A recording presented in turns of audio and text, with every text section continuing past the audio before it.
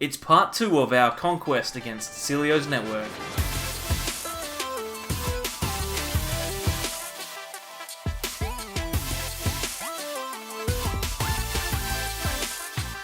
Welcome back, everyone, to more from the SAbleyes. I'm Mitch, and today we are looking at the second part of our conquest against Celio's network. We saw the first 3 games in part 1, so you can check those out in the top right-hand corner of the screen. But apart from that, I'll introduce the people the person that I'm going to be commentating with. We'll jump over to the cool slide here. It's Jordan. How are we doing, Jordan? Very well, thank you, Mitch. That's good, and we're going to take a look at the next 3 games in this series. But just at this point, before we start watching, we're 2-1 up. How you feeling? We're feeling pretty good, right? Yeah, not too bad at all. We got a win with both Pikarom and Malamar in the last episode, so we don't have to play those decks anymore. Only downside is, since we won the last game with Pikarom, Luke is going to have the opportunity to be going first in this next game. Yeah, he certainly will. If you want to check those out, you can always check them out in probably the description below, I'd imagine. We'll put them down there, as well as a link to Celio's network as well, so you can check out his side as well. We're getting a lot of new subscribers recently. Thank you very much for coming along if you have been new to the channel. And if you're not subscribed, then consider subscribing. I know 50% of people who watch our stuff aren't subscribed, and that makes me sad, Jordan. I don't like it. Hey, 50%? We can improve on that. We certainly can. Leave a like as well. That'll be great. Anyway, enough chit-chat. Let's play some games. So we are into Game 4, and obviously, Jordan, you mentioned before that Luke will get to choose whether he goes first or second here. It looks like he's opting to go first. We're clicking no. And I think we've gone back to Baby Blacephalon. We've already lost with it once, but we get to play with it again. Hopefully we can win with it here.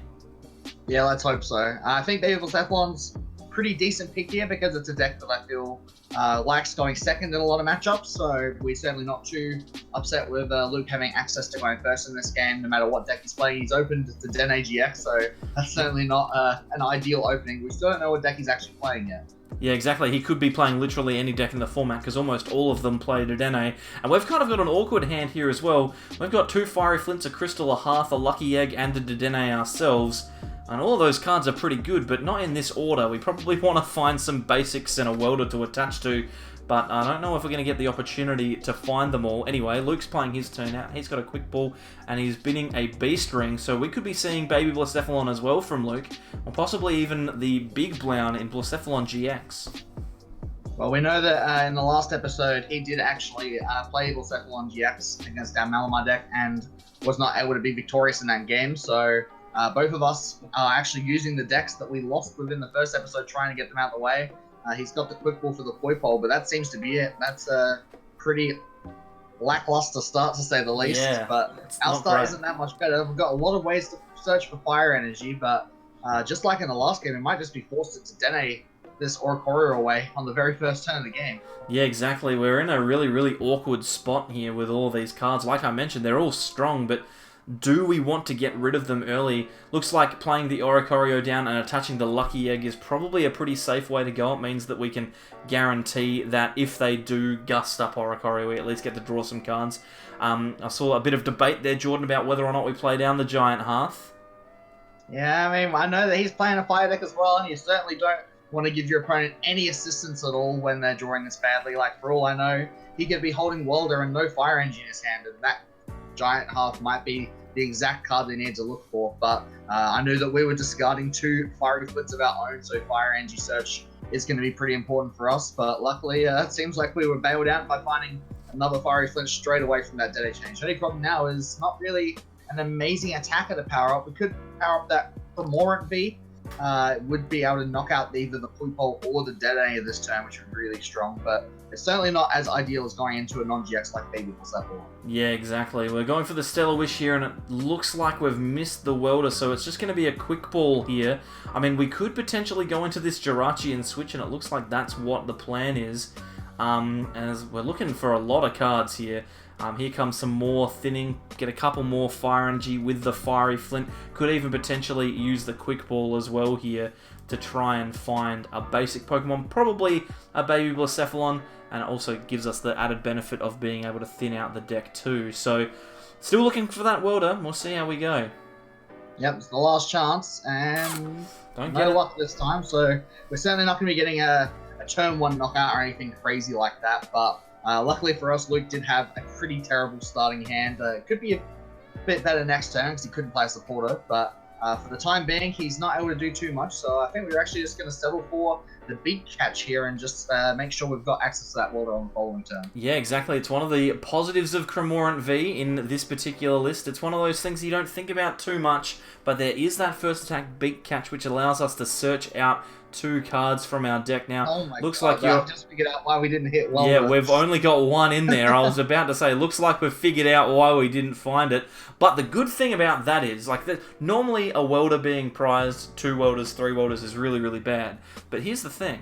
With this deck, what we need to do is we need to hit welder every turn. And as long as we don't draw poorly off the prize cards, we're almost guaranteed to find one every turn, as long as we maintain the knockouts that we're taking. And I think we should be fine, especially against the GX deck like Blacephalon GX. I saw you grab the Adventure Bank there as well. It means we can pick up the Beast Bringer, as well as potentially another Lucky Egg, which is pretty strong. I'm feeling like this isn't a bad position to be in. We've got the Welder for next turn and an attachment. I reckon we're set and ready to go. Especially if Luke needs to continue weldering onto things that aren't Blacephalons. I mean, Nagano isn't a terrible Pokemon to power up because he does have access to that Nagano GX with Venom Shot. Could potentially just clean up a whole bunch of our GX bench sitters like the Dene and the Oricorio on the bench, but it's certainly not a super intimidating start because we know he can't pull off that attack this turn. So that'll give us that turn to use our Welder. And yeah, as you mentioned, I did prioritize taking the Adventure Bag there to grab that Beast Bringer out of the deck because I don't want to get unlucky like we did last time prizing 3 of an important card where they were my last 3 prize cards. This time I want to give myself the highest opportunity of unprizing a Welder as possible. So that Adventure Bag hopefully might get me an extra prize card this time. Yeah, we'll wait and see. Hopefully it does. Looks like splitting the energy is the way to go here for Luke. We've actually got a switch off of the top deck there as well, which is really, really good. It means now we can save the energy from the Cremorant. We don't need to waste it. We can attach the Beast Bringer to that baby Blacephalon. We might consider weldering first before we use this Giant Hearth, just because we know we definitely need to put these 3 energies on there. We're going to need to find 4 more, I believe. Yeah, I mean, it is a little bit of a risk I'm choosing here. I could Welder to the active Cremorant, and that would guarantee that I will take the knockout on this Dedenne, or even the Pulpol to energy if I wanted it. But then I don't get to use the Beast Bringer, and I really want to take that extra prize just to make sure I don't find more Welders off the prize card. So choosing to take a small risk here with the Welder to the Blacephalon. I did already have the Giant Hearth in play, so we don't really need to find too many more energy. Well, somehow managed to draw the last Fiery Flint, although I don't think that's going to be necessary because we've got energy retrieval cards now, and most of our energy is in the discard pile already. Yeah, exactly. We've got 3 from Fire Crystal and 2 from Energy Retrieval, and I think that's a fair enough risk, knowing that you had the Switch and the Stellar Wish. Even if you had have missed all of those cards off of the Welder, you could potentially have gotten yourself into one of those energy retrievals, so you would have been a-okay there. Stellar Wish coming in, actually grabbing Heat Factory here. Whether we choose to play it down or not is another question. We probably don't want to make sure that Luke doesn't get out of this average hand. But yeah, we've got all the things we need to take a knockout on this Dedenne, and as long as we find 1 Welder out of the 3 that are there, we should, fingers crossed, should be a-okay here. Yeah, it's certainly a bit of a safer position than what we were in the last game when we played Baby Blacephalon. And once again, Luke is unfortunately having a very slow start, but he is going to have access to that Venom Shot Nagano next turn, potentially, if he can find himself another Welder, or even Beast Ring, because taking this Dedenne knockout means that Beast Ring is going to be active for our opponent. He could potentially just win the game in 3 turns if he's able to take 3 back-to-back GX knockouts, but we can also win the game in less than 3 turns, because we've only got 3 prizes left, so it doesn't matter what we knock out, we're still going to win worst case scenario as quickly as he does, if not sooner. Yeah, exactly, and it looks like Naganadel coming out here for Luke. Unlike our game in part 1 where we had 3 NKs prized, we actually managed to find one of the Welders there. We find 2 of them, Even so 2, yeah. Useful to say the very least. And our hand's actually really conducive for the next few turns. We don't really need anything. We can potentially get rid of this Heat Factory. We can Fiery Flint. We've got Crystal, Retrieval, Welder. We've got everything we need. as well as that highlighted lucky egg that looks like you just left your mouse on the page there for a second too long, Jordan. I think I was actually double checking to make sure that lucky egg would trigger if it got knocked out on the bench by a I see. That's one of the things that I was probably most worried about at this point, is just having my Oricorio knocked out, because I just remembered, Luke actually made a big misplay here. He accidentally forgot that Naganador's attack activates on your own prize cards instead of your opponent, so he thought he'd be able to do 160 damage there, but accidentally only was able to half hit this Blacephalon, which is not a winning strategy. Yeah, that's big red crossy face indeed. And I remember a couple of days ago actually seeing in the lead up to these games being published that Luke posted on Twitter saying that one of the keys to the game is being able to read the card. And that's obviously what he's referring to there. That's really unfortunate, and it just means now that there's almost no way that I can see us losing this game realistically. I mean, we're going to be able to find the energy here. You could potentially retreat and even take a knockout on that other Poipole, which means that the Naganadel can't come out, and I just feel like that mistake is probably going to cost him the game here. Yeah, I mean, it was already pretty rough for him before he made that mistake. He was already in a losing, a very uphill battle, you could say. And it's just become almost unwinnable now. We are, in fact, going to go for that play you just mentioned. Going to power up that Cramorant V and take down that Poipole with the 4 energy on it, because, honestly, I feel like Naganadel GX with Venom Shot is realistically Luke's only way of coming back into this game, if that even would be an option for him. And that option is gone, along with 4 fire energy. He does still have the charging up Naganadel, so he can slowly get some of his energy back and start firing off big mind blows with Blacephalon GX, but it doesn't matter. If he takes a knockout on a GX Pokemon every turn for the rest of the game, that's probably still not going to be enough to win at this point. Yeah, exactly, and you can see the footage starting to slow down here, so we might be near the end, Jordan. I know that that's something that happens with the recordings that you do for whatever reason. Yeah, it is real rough, and you'd think the only way that Luke can realistically take a knockout this turn would be by promoting a GX, which means that the Baby Blacephalon on the bench would just be able to win the game. I think we've actually already gotten rid of our Great Catcher. I'm not sure how many Gusts you play in this list, I think it's just that one. Just that one. So realistically not going to be able to take any more knockouts on GXs unless they are promoted. But I mean, at this point, does it really matter? I mean, there's almost nothing that Luke can do here.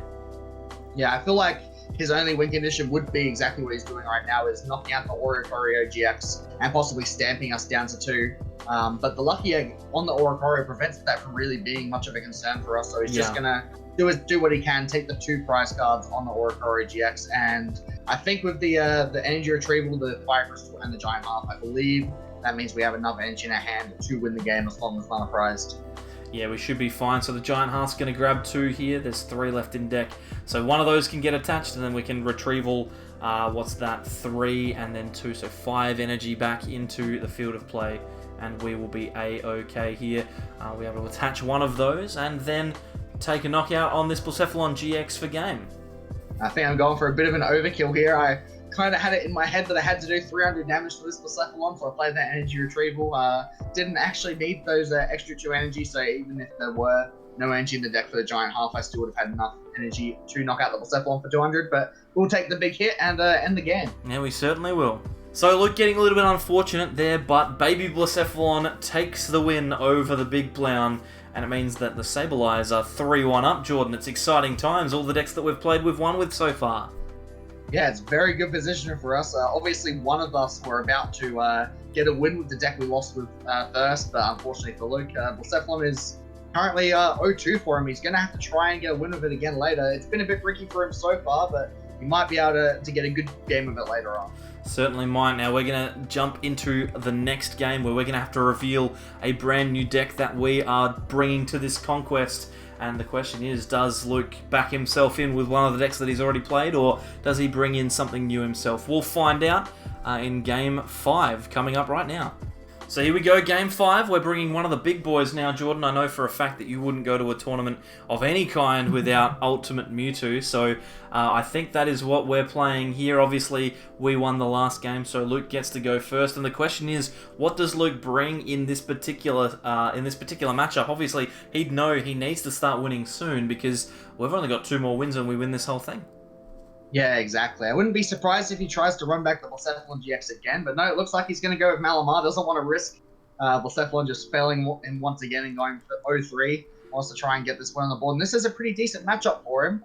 Mewtwo is weak to Psychic, so using Giratina to do 260 damage to Mewtwo is a pretty good strategy, but this matchup is actually still really close. It certainly is, and one of the things that would be really beneficial here if Luke was going second would be that he might be able to use his Latios GX to Clear Vision to stop this deck from setting up its GX attack, which could potentially be a way around it, maybe a way to deal with it, but I'm still not sure exactly how this matchup's going to go. It's not one of those ones that has been in the forefront of people's minds, but obviously you'd think that Malamar having 6 1 prize attackers should be able to deal with 2 Mewtwo's, but I don't know, I've seen Mewtwo deal with a lot worse than that before, so we'll have to see. We're still waiting on Luke here with this quick ball. He's discarded a Psychic Energy. You'd think that he's probably going to be grabbing himself either a Jirachi, an Inkay, or a Giratina.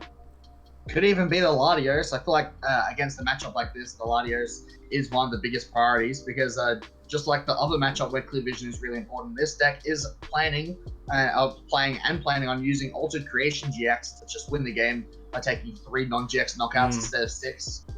So if we don't see him get a Latios off of the next Pokemon Surge, it means it's probably prized, which would be so huge. Unfortunately, the Altered Creation is not an option for us until turn 2, so he will have a turn to set up here. But yeah, if we can get that Altered Creation off, this matchup becomes so much easier. It certainly does, and Luke's got himself a mysterious treasure here. Second Pokemon Search, now it's probably time to find another Inkay, especially if everything is going well.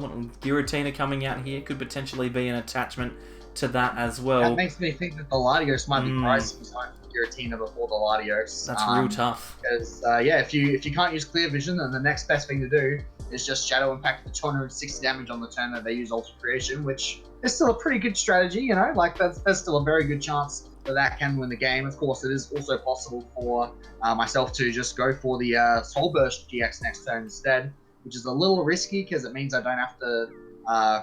that means I have to take 6 prizes, but at least it means I get the weak guard. So no, there's the Latios. He was just holding the Latios the whole time. He's just got it in his hand. So, okay. Now the decision needs to be made. What is the plan? Are we going to go for the big GX attack to try and set ourselves up or not? Looks like probably it's going to be a little bit too much to ask, Jordan. Now, I'm going to leave most of the tactical stuff to you in this one because I've not played a lot of Ultimate Mewtwo, and I know you have. Going for Vileplume here, obviously being able to Massive Bloom for 180 is a pretty big deal, especially when we've only got a couple of attachments ready to go. We've also got this Cherish Ball in hand that we can Dedenne to get rid of some of these cards as well.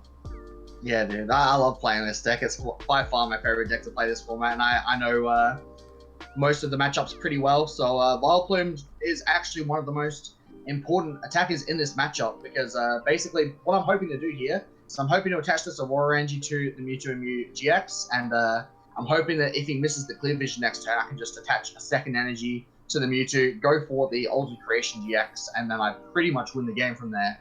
But if he does go for the Clear Vision, I've still got the Vileplume in the discard pile where instead of using the second color energy to get off the Altered Creation, instead I can just attach a Weakness Guard energy to the active Mewtwo, get a knockout with that Massive Bloom for 180 damage, start the game 2 prizes up with a Weak Guard in the active. So I'm probably going to want to actually hold this Gizmo Hala. Depending on what attack he goes for, I want to try and get either the Weak Guard or the second colored energy so I can use either Massive Bloom or Altered Creation next turn to react to what play he goes for. Yeah, and that sets us on our path. Once you've chosen where you go with your first attack with Mewtwo and Mew, you're stuck to a specific strategy. There's not a huge amount of flexibility, so we need to make sure that we do capitalize. If that Clear Vision doesn't come out, and you've got to say that it's very likely, then Vileplume is the option, but If not, I see we've already grabbed ourselves ADP ready to go. So Luke going for the Stellar Wish here with Jirachi. Of course, there is always the opportunity that he just can't get out of the active, which would be great.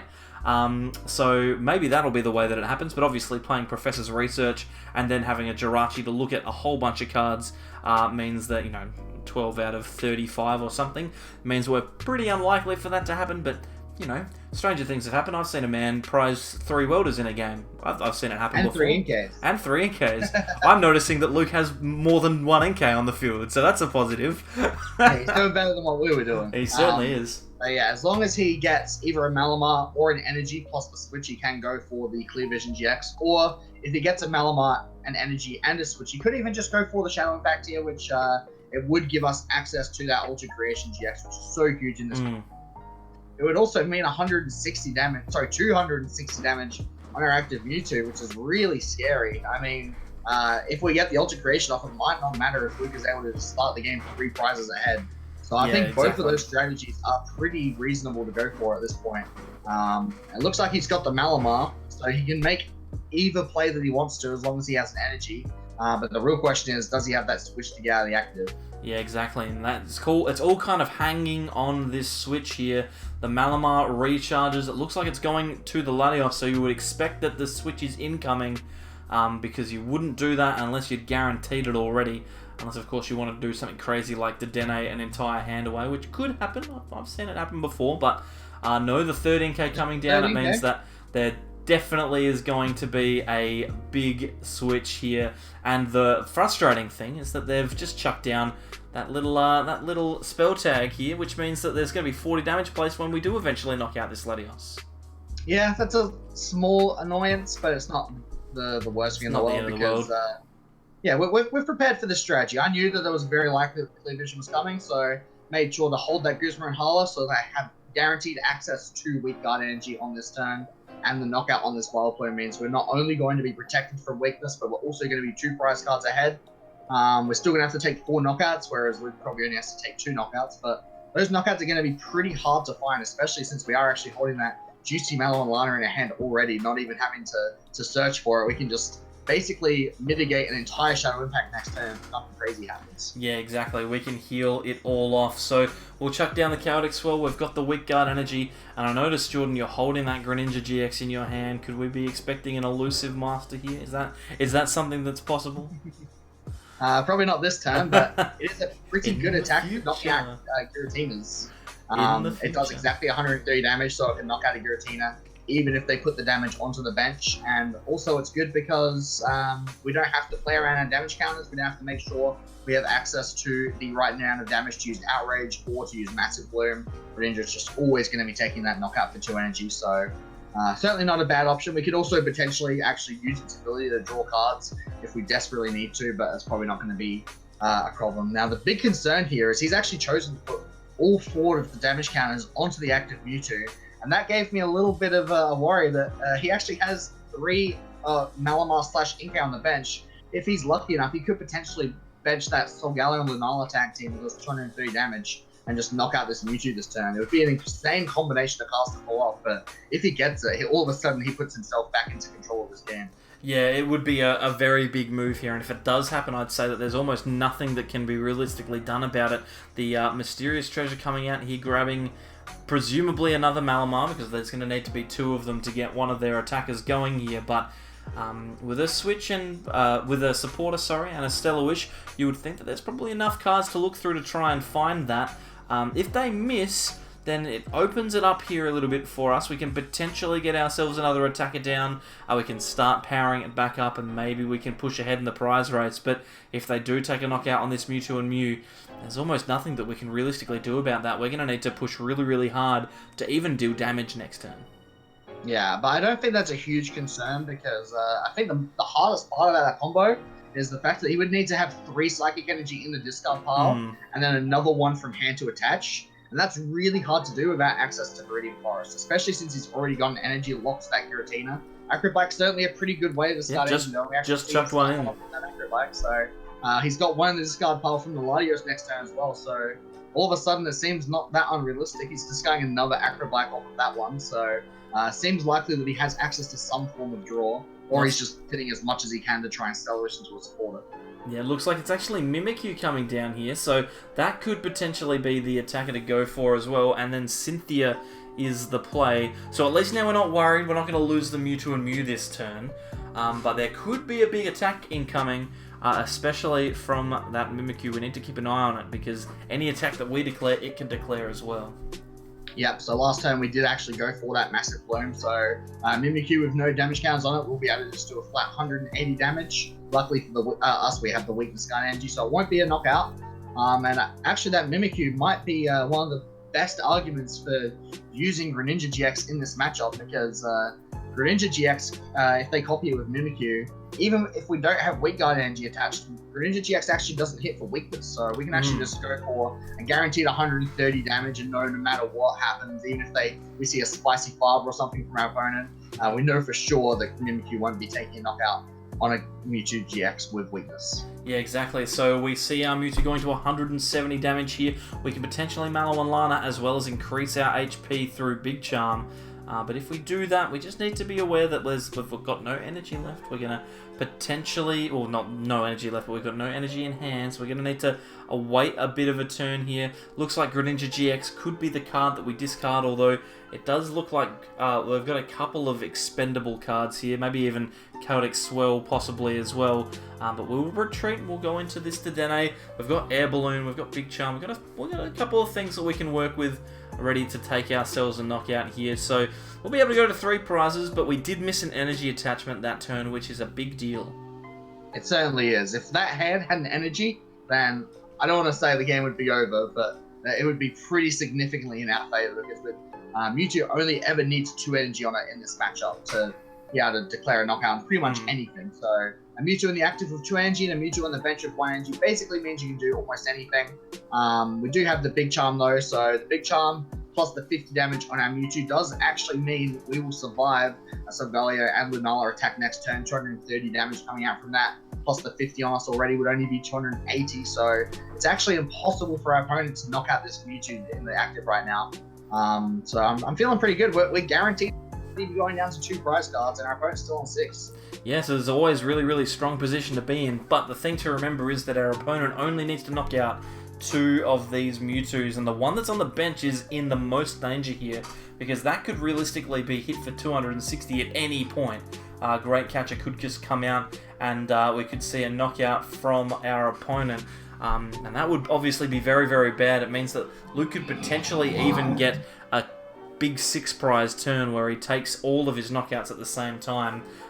Even though we're 3 prizes in front, we need to knock out 3 Pokemon, whereas Luke only needs to knock out 2. Still a very close situation. We could even see him pull off the knockout on our bench Mewtwo this turn, because he could use Distortion to put 10 damage onto the Mewtwo on the bench, then Great Catcher it out and hit it with a Shadow Impact for 260 damage. So there's a way to get the guaranteed 1-hit KO on a Mewtwo, and all of a sudden that would even the game.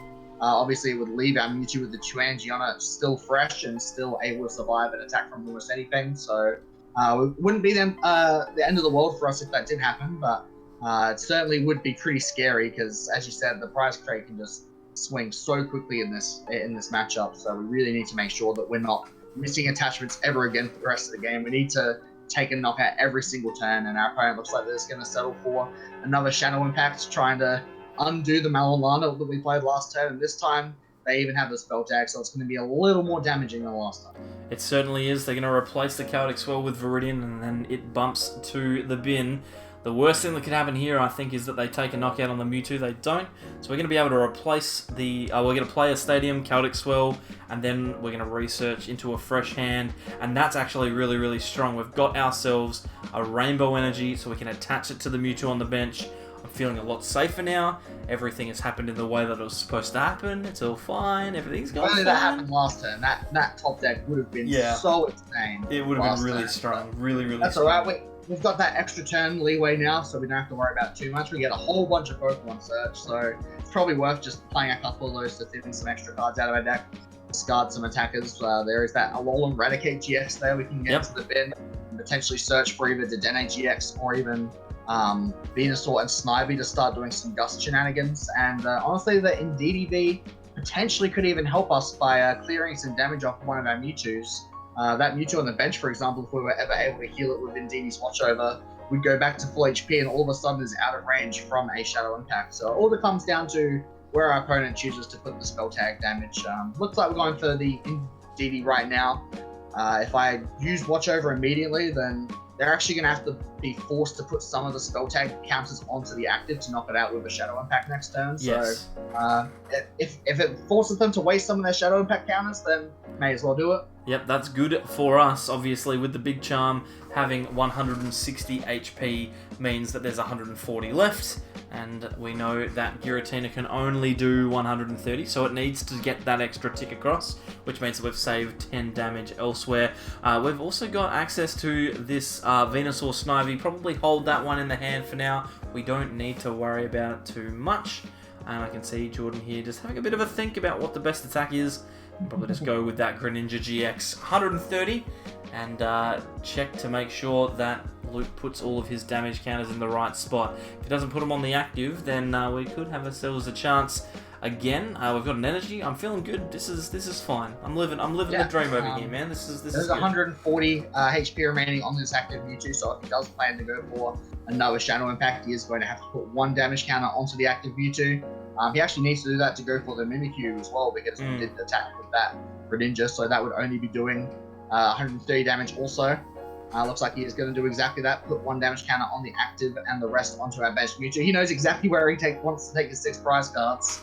I feel like as long as we get the weak guard onto the bench Mewtwo to stop him from just taking a free knockout, I'm pretty confident we'll be able to take the last 2 prizes from here. But getting weak guard is going to be a pretty big priority, because if we don't get that, he can easily win in the next 2 turns. Yeah, exactly. And those 6 prizes could very, very quickly fall away here. And DDV is now not going to be able to do enough healing to get rid of all of that damage on the Mewtwo in the bench. So we're going to probably have to quick ball next turn for a Dedenne to try and find that weak guard energy. If we can't find it, we could potentially be in a lot of trouble. So we'll wait and see. Obviously, the game is not over yet. We are 4 prizes in front after all. But Luke about to take 3 here, and he's going to set himself up ready for a big sweep in the turn after. Lana's Fishing Rod coming out here, that'll grab him. Probably another spell tag, as well as, it's a Pokemon, I think it's Pokemon of your choice? It's a Latios. Oh, that's going to be a big one. That could potentially be quite frustrating as well, because Latios could maybe set him up here to take a bit of pressure off, force us to find a non-GX attacker, non-tag team attacker, sorry. The bigger worry is going to be that Solgaleo and Lunana tag team that we were talking about earlier, because he's going to take the knockout with Shadow Impact here. He's going to go down to 3 prize cards, and even if we hit the weak guard energy, our Mewtwo is in range to be knocked out from that Solgaleo and Lunana, and there's nothing we can do about that. We can't heal out of range, I don't believe, because we could go down to 40 damage, which would mean exactly 230 HP remaining on that benched Mewtwo, so there's actually no way for us to survive an attack from that Solgaleo and Lunala. So depending on what Luke does with this damage, we could actually make a really clutch play where yes, he's perfect. He's actually putting the damage on the active Giratina, so it's got 90 health points left right now. We could actually make a really sneaky play where we attack with the Alolan Raticate GX, discard 2 cards from our hand to do 80 damage, and keep the Giratina alive. And then we could just use the Zigzagoon on the following turn and effectively take our last 2 prizes at once and never give him an opportunity to bench the Solgaleo and Lunala. But unfortunately here, we don't have access to the weak guard energy, so that's a necessity. We need to draw out this turn to survive this Giratina. Yeah. Which means we're actually going to have to discard the Zigzagoon, which is really unlucky. I feel like if we were able to keep the Zigzagoon in deck, we would almost have a strategy that guarantees the win. But throwing the Zigzagoon here means there's a chance that he could just bench that Solgaleo Lunala next turn and win the game. Yeah, it's a big issue. It looks like we're going to chuck the Zigzagoon down anyway. Means that we can take the knockout with that chuck away attack. We've guaranteed the knockout now. It's just a matter of whether or not we can find that weak guard energy. The Dedenne is going to do its best to find it for us. Doesn't come up here, so... There was another really good option here where we could actually bench a fresh Mewtwo with no damage on it, attach the weak guard to the fresh Mewtwo that has no damage, and then attack with Chuck Away for knockout. And then because the active Mewtwo would have the weak guard on it, there's no way that the Solgaleo and Lunala would be able to knock it out. So that was actually another really good option for us if we did hit the weak guard as another potential way to survive this incoming Solgaleo and Lunana. But missing the weak guard here is really bad because it effectively means we can't attack this turn. Yeah, it means that we're going to need to retreat, presumably, into... I mean, we can retreat into this Mewtwo and Mew and attach... I think we're just conceding here. I think that's... I mean, we've got the watch over, but yeah, it's not good. It's not good at all. It's still not terrible, because we can take the knockout. It is true that if they do get the Solgaleo and Lunala now, we do lose the game because we don't have weak guard, but if they don't have Solgaleo and Lunala, there's actually no way for them to knock out our active Mewtwo VGX. Shadow Impact and Mimikyu both don't do enough damage with weakness to knock this out, so there's still a good chance that we might be able to get there if he doesn't have that Solgaleo and Lunala. That's true, and it looks like the D-Door is coming out here, so there must be something going on. I'm imagining that we're about to get Great Captured here. That's pretty much the only thing that I can think of, because if that doesn't happen, then we're almost in a position of we're going to win the game, right? So we've got one prize left to take. We either lose the game this turn or we win the game. So yeah, exactly. Here's the Great Capture. There it is. He was playing... Nothing we could have done about that without having the weak guard, unfortunately. But that was a really close game. That really, really was. Almost managed to steal one there without being able to use our GX attack. So, well played there to Luke. We'll go on to Game 6 in just a bit. So, there you go. We've got one more deck from our side revealed, but I don't like the fact that there's black and white over here, Jordan.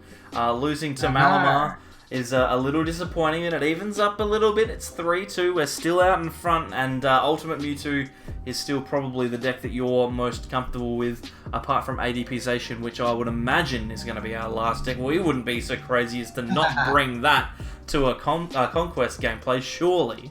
Exactly. So we've got two pretty busted decks, in my opinion, that we have left to get wins with. Unfortunately, taking a really close loss to Malamar there. It is a bit of a tough matchup, and I thought I had it. I just needed to draw that one extra weak guard energy. I think we had a good chance of getting there, but Luke played pretty well on that one. So we've still got a couple more games to try and get these last two wins. So let's see if we can get there. Yeah, we'll see what happens. I mean, do we stick with Ultimate Mewtwo or do we go to ADPization? What does Luke bring out? So many questions. We'll find out right now. That was lame, wasn't it? Let's not do that again. Game 6 of our Conquest. We are playing, and we get to choose. We get to choose to go first now, which is fantastic. And it's probably a good time to be going first, considering we're taking that ADPization in now. We've revealed all 5 of the decks. We're bringing them all. We got the best one. Sick of losing.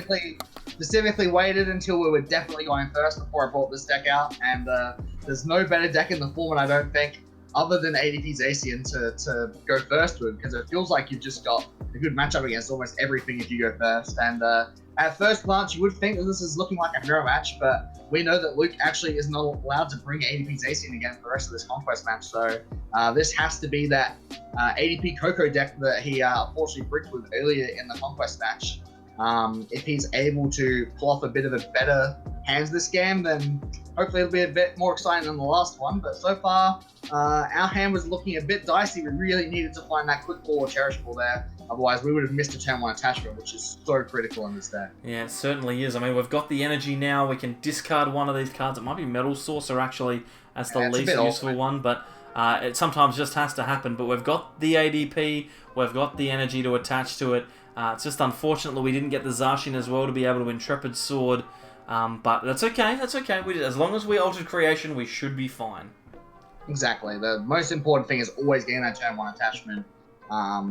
We've got the Water Energy, which is the harder one to find as well. So we've also got the Switch and the Magnolia in hand. So unless we get crazy unlucky next turn, we're going to be able to pull off the Altered Creation before our opponent. And I feel like it doesn't matter whether it's Zacian or Coco. Like, we should be able to win any ADP mirror as long as you get the first GX attack off. So at this point, I'm kind of just hoping that his list doesn't pull off like a crazy turn 1 GX attack.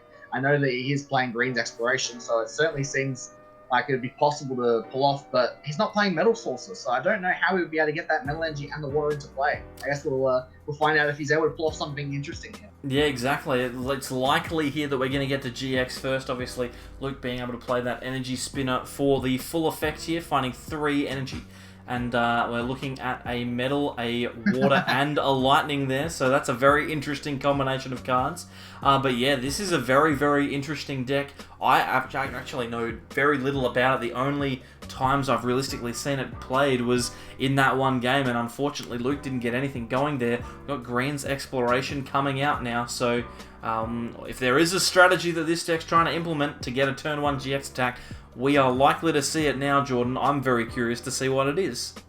Yep, I know what it is from traumatic experiences. I know that this Green's Exploration, pretty bad for us, and you're about to find out why in just a moment. I'm excited. It's a very unfortunate Green's Exploration for me. Alright, so I'm sitting here, I'm Jordan playing this game. I got an energy attachment on my first turn. I know that I'm going to be able to get my GX attack off next turn. Realistically, what are the 2 worst cards that you could grab? Oh, what's that? Team Yell Grunt and Wait and See Hammer. Okay, this seems really bad because I know now I'm going to lose this water energy because of the Wait and See Hammer. And then any energy that I play down next turn is going to get Team Yelled away, and now I'm sad. Yeah, at this point, I'm thinking, well, I'm going to have to think of a new strategy to win this game. I don't think I'm ever going to be able to pull off Altered Creation. So I'm actually just going to try and Brave Blade now. And I did not set my turn 1 up well to try and pull off a Brave Blade. You discarded a Metal Saucer. How are we going to do it? I know. It doesn't make any sense. Hey, at least now we've got no conflict about playing down the Shrine now. We can actually do that without any issues. And we could potentially grab this Quick Ball as well, which would guarantee us the Zacian before we Professor Research. If I'd kept that Metal Saucer, it would have been so much easier because we got the Quick Ball and the Metal top deck. Like, who's going to know we're going to top deck Metal? And yeah, exactly. We weren't to know. If we had gotten the Zacian there, then... if we had kept the Metal Saucer there, then it wouldn't have been that unrealistic to try and pull it off, but we have to get so lucky now to pull off a turn 1 Brave Blade. Turn 2 Brave Blade, but it feels like a turn 1 Brave Blade. That's okay, we've got a Metal Energy here, we've got a Metal Energy, we can discard it or attach it, we get to choose, and we've got a Jirachi in the active, we're going to see 12 more cards. So, I reckon this is okay, we're going to research here, we're going to find a few more cards, this is fine. I mean, we didn't get a switch, so we need to find one of those. We've got the Dene, yeah, exactly, and we've got the Energy. We're seeing some stuff here, Jordan, this is okay, I can live with this. And I feel like getting the Brave Blade off here, even though it's not as good as getting off an Altered Creation, I think it puts us in a pretty good spot, actually. We've got that Shrine of Punishment in play, so we'd be doing 240 damage, which is... It's not 270 like it usually would be, but it's respectable. Yeah, it's acceptable. I can deal with that. Unfortunately, we have to discard some of our important Pokemon, such as the last Zacian and the Oranguru, just because we need to find bench space for that second Zacian. We see the Metal Patch and the Escape. Alright, just need one more. Into it. Okay, this is bad. This isn't now bad. This is a bad situation to be in now. Okay, so now we need to come up with an even newer strategy than our new one, which is unfortunate. Yeah, so we're effectively handing him the turn 2 Altered Creation for free, and we're not going to be responding with an Altered Creation of our own. Even if we did want to go for it, we wouldn't have had access to it, obviously, due to the fact that we know he's holding Team Yeldrum. So you get the Intrepid Sword off there for an actual attachment, which is pretty good. That's really important. He does choose to go for the Team Yeldrum still. We are just holding double Metal Saucer now, so close to it. We're like one card away. Do you know what's... Yeah, I was about to say, do you know what's really offensive about that? Is that we got the second Saucer off of the Intrepid Sword, so we were really close to actually doing it. But we missed off the Stellar Wish, and that was the important one. Exactly, so that's alright, that's fine. We're almost definitely going to be seeing the GX attack here from Luke now, and Tapu Koko looks like it might be the main attacker in this list. We'll see. I don't know. I'm lost. I have no idea what is happening. Somebody please help me. Got the right idea. Picture ADP Zacian, except you can play Electric Power, so that's basically what this is. Yeah, that seems pretty strong. Yeah. This is the type of list, Jordan, that I need to message Luke about to see if we can feature on the channel. This is the type of thing that we need.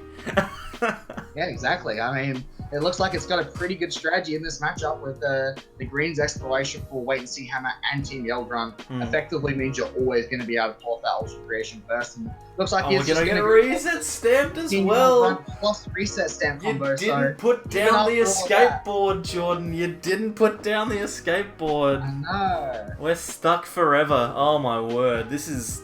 We still might miss the attack this turn after all we've been through. Oh my goodness. goodness. Good thing is that the Shrine of Punishment stayed in play, so if we do eventually pull off a Brave Blade on this turn, we'll be doing 230 damage plus 20 from Shrine that's already there, and another 10 that'll happen at the end of our turn. So he's actually going to be on 260 damage. So if he fails to replace the Stadium, that will be a free knockout on that ADP. We could then potentially like custom catcher out the Coco V and take like a 5-prize turn. So I'm just reacting emotionally to this Acro Bike. What a bad Acro Bike. Oh yes. That is really bad considering I've already discarded a Metal Saucer. So there's actually only 2 left in the deck now. You might be thinking I should have just taken the Metal Saucer and just hoped to get the last switch, but I've actually already discarded 2 or 3 switches as well, so I think this might be one of the last switches in the deck. I don't know what to do.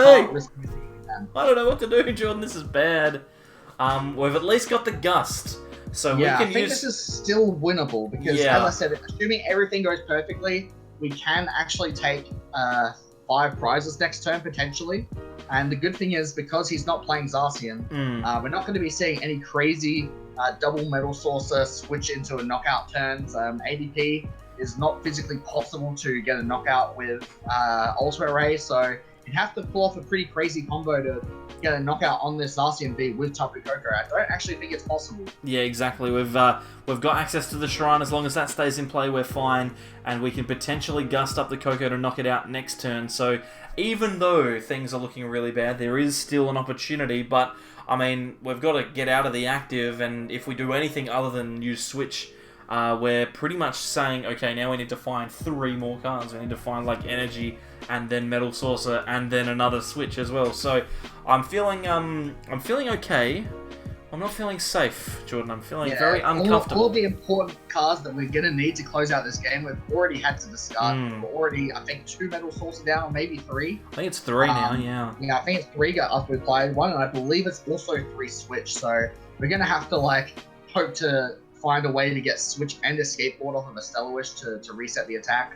We are holding the double Custom Catcher, so we could pull off a massive play, but that Guzma and Hala coming out from Luke there, if he plays the right cards, could seal our doom. It really could. We could be in a bit of trouble. I don't know, Jordan, if you can hear my cat. She's going crazy in the background here. She's saying, please, don't stuff it up, Jordan. You're stuffing it up.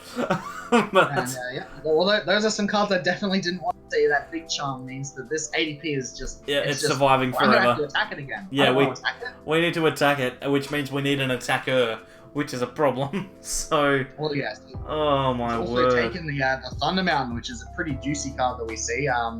Maybe he could actually pull off the Tapu Koko knockout this turn if he would have had the Thunder Mountain and Energy to Lightning Energy from hand and like an Energy Switch. That could be a pretty crazy combo. That could be. Along with a power.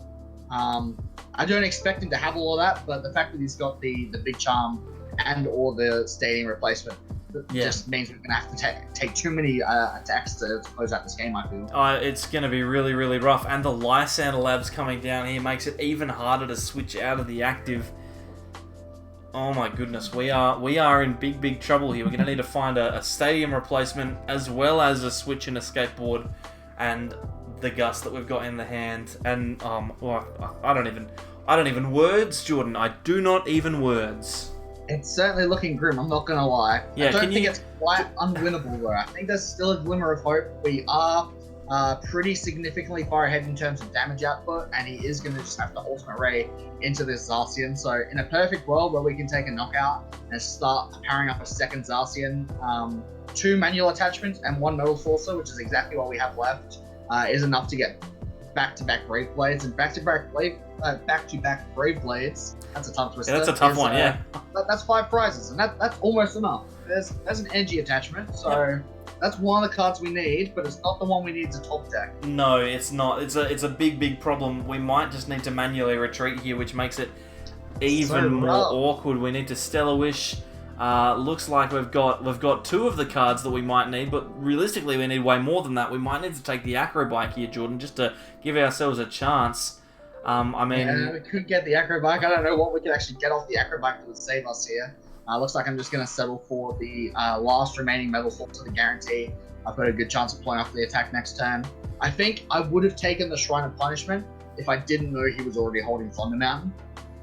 Because I know that he's got that guaranteed Stadium replace, I know that the Shrine of Punishment isn't going to be able to pull off the combination that I wanted to, so just going to have to go for the Intrepid Sword there. Unfortunately, missing the attachment, but we find the next best thing, which is an Energy Spinner, so we have the Skateboard, the Stadium, the attachment, and the Metal Source for next turn.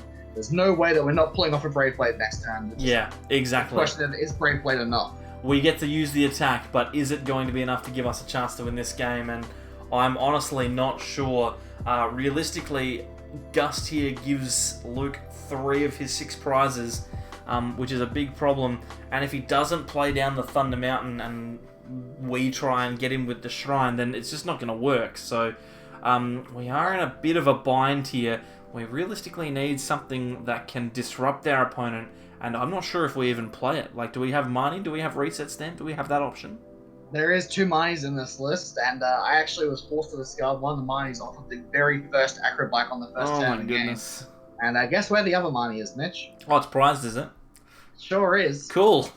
It's not a good time, so I'm kind of hoping that he's just a little reckless with his resources here. Maybe this quick ball will get into Dene GX, and he's forced to either play or discard the Thunder Mountain, because I really don't see a way that we win this game unless Shrine of Punishment sticks for a turn. So yeah, I just got to hope that he makes a mistake here or there. It looks like, unfortunately, he's being really smart and playing safe as he should be. He's getting a second Tapu Koko V to accelerate 2 on the bench, I imagine.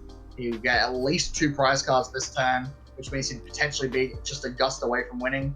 Or he could just, take 3 knockouts, because we're not pressuring the win anytime soon. Yeah, exactly. He could just go Jirachi, and just knock out, and he would be fine. This is a really, really awkward spot, but at least we can guarantee we've got ourselves a knockout next turn. The big problem is that is a pretty intimidating board state. Look at all of that energy, Jordan.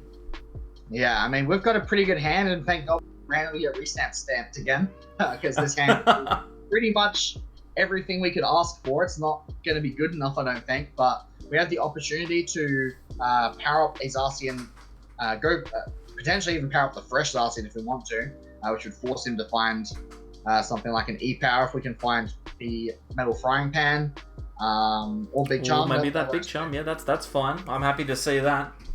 Yep, obviously that means we will have to play down the Shrine of Punishment if we do want to take advantage of that and force him to get Electro Powers. Also, we could potentially just gust out one of those Tapu Koko Vs and take the 1-hit KO. Maybe we could take back-to-back 1-hit KOs with that switch, and all of a sudden he'd be out of attackers. Even then, it's still pretty grim, but I really feel like it would honestly just come down to whether the Shrine stays in play. Unfortunately, we know it's not going to, but if it was, I think this game would still be winnable. Yeah, we could potentially get there, but it's one of those ones where we just needed that extra turn of Shrine damage. It looks like you're really weighing up that custom catcher play here. It's probably not a bad option just to force them to go into the only other Tapu Koko that they have, try and get that knockout. But this is not a situation that we're happy to be in. Yeah, it's going to be really tough here. We could obviously Brave Blade for 3 prizes here, or we could just go for 2 and hope for the best. It looks like it is just going to be the Brave Blade, though. And that's so depressing to do 230 damage to a Pokemon that only has 20 HP left. I'm very upset about that. 10 with the Shrine. Exactly. Yep. How upsetting. Just a little bit away from being able to pull off what I want to do there. We do find the Marnie, though, so that could be a really insane card.